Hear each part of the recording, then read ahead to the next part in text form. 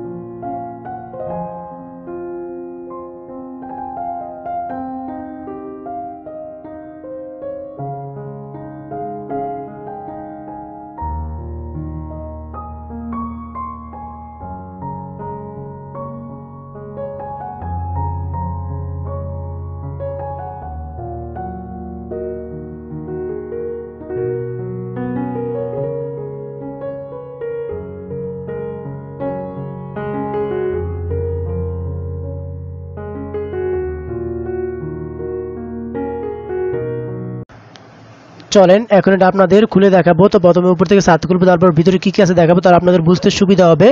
So দেখেন উপরে যে সামনে পোর্চের যে ছাদটা আছে সেটাও কিন্তু আপনি ব্যবহার করতে পারবেন। আপনি যদি একটু ফলো করেন দেখেন এখানে হচ্ছে আমি এই যে লোহার গ্রিল দিয়ে এখানে লাগিয়ে দিয়েছি। আপনি এখানে সিঁড়ি আছে, সিঁড়ি দিয়ে আপনি এখানে নামতে পারবেন এবং চাইলে আপনি এই চারপাশে হচ্ছে ফুল গাছ লাগাতে পারবেন। তাহলে কিন্তু আপনি উপরে গার্ডেনিংটা অনেক সুন্দর লাগবে। যদি উপরে ছাদের উপরে বাগানিং করেন, ফুল গাছ টাছ লাগান, তাহলে কিন্তু খুবই সুন্দর লাগবে এবং চাইলে বসারও স্পেস বানাতে পারবেন।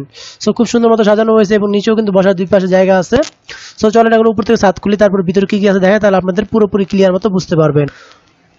তো দেখেন ছাদ খুলে বেশি। তো ছাদ খোলার পরে দেখেন এটা হচ্ছে প্রবেশ পথ। আচ্ছা আপনি এখান দিয়ে ঢুকবেন। সো এখান দিয়ে ঢুকার পরে প্রথমে কি রয়েছে, প্রথমে রয়েছে ড্রয়িং রুম। অর্থাৎ এটা হচ্ছে ড্রয়িং রুম। আপনি এখানে ঢুকবেন, আপনার গেস্টরা আসলে এখানে রাখবেন, নাস্তা পানি খাওয়াবেন, চাইলে এখান দিয়ে আবার বের করে দিতে পারবেন, ঠিক আছে। আর যদি আপনার গেস্টরা খুব ক্লোজ হয়, যদি তাদের আপ্যায়ন করতে চান, সেক্ষেত্রে হচ্ছে আপনি এখানে পর্দা লাগানো আছে দেখেন, যাতে পিছনে মহিলারা সেফ থাকতে পারে। সো এখানে ঢুকে ডাইনিং রুম ঢুকে খাওয়া দাওয়া করাতে পারবেন।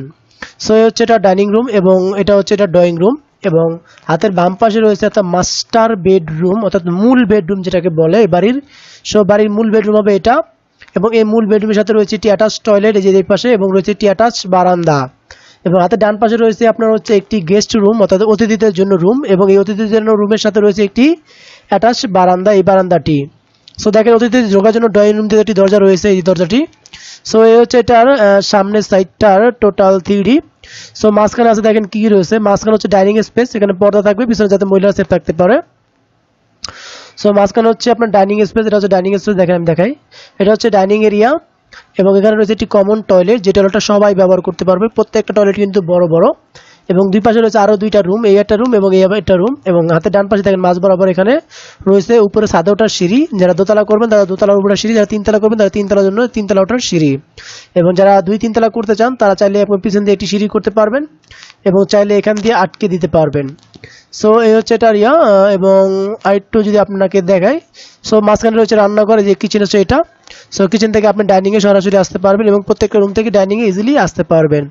সো এই হচ্ছে এটা টোটাল 3D ফ্লোর প্ল্যানটি। তো কি কি আছে আমি আপনাদের আরেকবার বলে দিচ্ছি ছোট্ট করে। 4টা বেডরুম আছে টোটাল, 2টা টয়লেট রয়েছে, এটি অ্যাটাচ এটি কমন, রয়েছে আপনার একটি রান্নাঘর, রয়েছে 2টি বারান্দা এবং সামনে একটি পোর্চ, রয়েছে ড্রয়িং ডাইনিং এবং সিঁড়ি রয়েছে। এবং চাইলে আপনি সিঁড়ির নিচে আপনি একটি টয়লেট করতে পারবেন, যদি যাদের সিঁড়ির নিচে টয়লেট প্রয়োজন হবে তারা সিঁড়ির নিচে একটি টয়লেট করে নেবেন যদি একতলার ক্ষেত্রে। সো এই হচ্ছে এটা টোটাল 3D ফ্লোর প্ল্যানটি। তো চলেন এখন আমরা এটার 2D ফ্লোর প্ল্যানটি দেখব, তারপরে এর বিস্তারিত খরচ নিয়ে আলোচনা করব।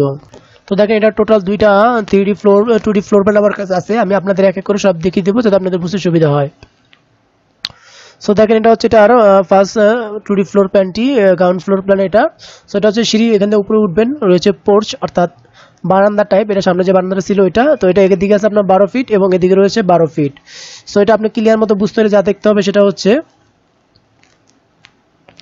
এই যে সামনের এই বারান্দাটা, অর্থাৎ এই সামনে যে বারান্দাটা দেখতেছেন এই বারান্দাটার মাপই হচ্ছে এটা 12 feet by 12 feet 2 inch by 12 feet. So তারপর হচ্ছে ড্রয়িং রুম। তো ড্রয়িং রুমটা যেদিকে আছে আপনার 11 ফিট 4 ইঞ্চি বাই 12 ফিট, অর্থাৎ এই যে ঢোকার পরে যে ড্রয়িং রুমটা রয়েছে যে এটা, এই ড্রয়িং রুমটার কথা আমি বলেছি, এটা আছে আপনার 11 ফিট 4 ইঞ্চি বাই 12 ফিট। এবং এর পাশে রয়েছে বেডরুম 1, যেটা আমি মাস্টার বেডরুম বলেছিলাম, এটা আছে 11 ফিট বাই 12 ফিট। সো এই 11 ফিট বাই 12 ফিট হচ্ছে এই রুমটি, দেখেন এটা। সো এবং রয়েছে 2টা টয়লেট দুই পাশে। তো টয়লেট 2টা রয়েছে, দেখেন আমি একটু মাপগুলো দেখাই। সো টয়লেটটার মাপ রয়েছে আপনার 7 ফিট বাই 4 ফিট এবং বারান্দার মাপ রয়েছে 9 feet 10 inch by 3 feet. So আমি সেম টু সেম যেমনি তৈরি করা হয়েছে সেম টু সেম ওইভাবে আপনাদের মাপগুলো দেখাচ্ছি। এপাশে রয়েছে বেডরুম 2, এটা রয়েছে 11 ফিট বাই 12 ফিট, রয়েছে বারান্দা 1, এটা 9 feet 11 inch by 3 feet. So bedroom 2 হচ্ছে আপনি এই যে এটা। সো আপনি বুঝতেই পারতেছেন, আমি আপনাদের ডিটেলস বুঝিয়ে দিচ্ছি, আরও ডিটেলস যেভাবে করা যায় এবং কিভাবে করলে আপনাদের জন্য আরও সুবিধা হয় সেটা অবশ্যই কমেন্ট করে জানাবেন। সো এই পাশে হচ্ছে ডাইনিং এরিয়া মাঝখানে, যেটা আপনি অলরেডি দেখছেন, এই যে ডাইনিং টেবিল বসানো আছে মাঝখানে, এটা হচ্ছে এটা ডাইনিং এরিয়া, এই যে ডাইনিং এরিয়াটি। এবং এবার হাতের ডান পাশে রয়েছে সিঁড়ি, এটা তো বুঝতেই পারতেছেন। এবং এখানে রয়েছে একটি কমন টয়লেট 2 এবং পিছনে রয়েছে বেডরুম 3, বেডরুম 4 এবং মাঝখানে রয়েছে রান্নাঘর। সো বেডরুম 3 আছে 11 ফিট বাই 11 ফিট, বেডরুম 4ও রয়েছে 11 ফিট বাই 11 ফিট, অর্থাৎ ছোট থেকে একটু বড় সাইজের রুম। তো মোটামুটি মিডিয়াম সাইজের রুম, যাতে আপনি সবাই ইজিলি করতে পারেন। এবং মাঝখানে হচ্ছে কিচেন, তো এটা আছে আপনার 11 feet 4 inch by 7 feet 2 inch. So হচ্ছে এটা হলো এই যে কিচেনটি এবং এর হচ্ছে দুই পাশে 2টি রুম। সো অলরেডি আমি 2D সহ 3D সুন্দর মতো বুঝিয়ে দিয়েছি যাতে আপনাদের কোনো কনফিউশন না থাকে এবং বুঝতে সুবিধা হয়। সো আমি কিন্তু ফার্নিচার বসেও দেখিয়েছি যে আপনাদের কি পরিমাণ জায়গা লাগতে পারে। সো দেখেন এটা দৈর্ঘ্য আছে কত, দেখেন আমি আপনাদের একটু দেখাই। এটা দৈর্ঘ্য আছে দেখেন এদিকে আছে 35 ফিট, অর্থাৎ এখান থেকে এই পর্যন্ত আছে আপনার 35 ফিট এবং এখান থেকে এই পর্যন্ত রয়েছে আপনার 36 ফিট 5 ইঞ্চি। তো টোটাল এখানে এরিয়া আছে দেখেন, টোটাল এরিয়া আছে আপনার 1200, এখানে টোটাল এরিয়া আছে দেখেন 1275 স্কোয়ার ফিট, যেটা শতাংশ করলে হয় 2.93 শতাংশ, মানে 3% থেকে একটু কম। এবং যে কাঠা করলে হয় 1.77 কাঠা, অর্থাৎ 2.25 কাঠা জায়গা আছে। যাদের মানে 2.25 কাঠা বা 2 কাঠা জায়গা আছে তারা কিন্তু সুন্দর মতো এই বাড়িটা করতে পারবেন।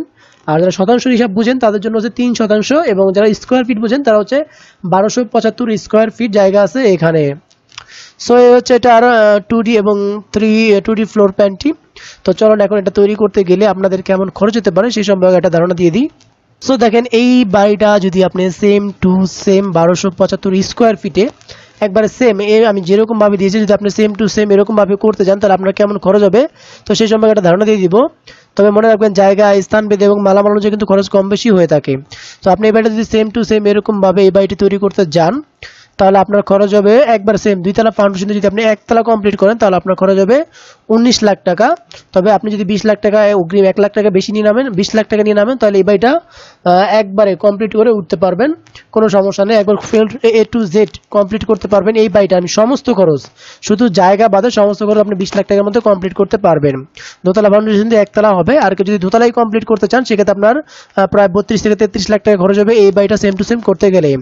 সো এই হচ্ছে টোটাল খরচের হিসাব। তো ভিডিওটি কেমন লাগলো অবশ্যই কমেন্ট করে জানাবেন এবং এই ভিডিও সম্পর্কে আপনার কোনো মতামত থাকলে সেটাও কমেন্ট করে জানাবেন। তো আমি আরেকবার বলছি, জায়গা, স্থান ভেদে এবং মালামাল অনুযায়ী কিন্তু খরচ কম বেশি হয়ে থাকে। তবে আপনি এরকম 20 লাখ নিয়ে নামলে আশা করা যায় এই বাড়িটা সম্পূর্ণ কমপ্লিট করতে পারবেন। সো আপনারা কেমন ভিডিও চান সেটাও কমেন্ট করে জানান এবং এই ভিডিওটি আরো কিভাবে উপস্থাপন করলে আপনাদের আরো বুঝতে সুবিধা হবে সেটাও কমেন্ট করে জানাবেন। ধন্যবাদ।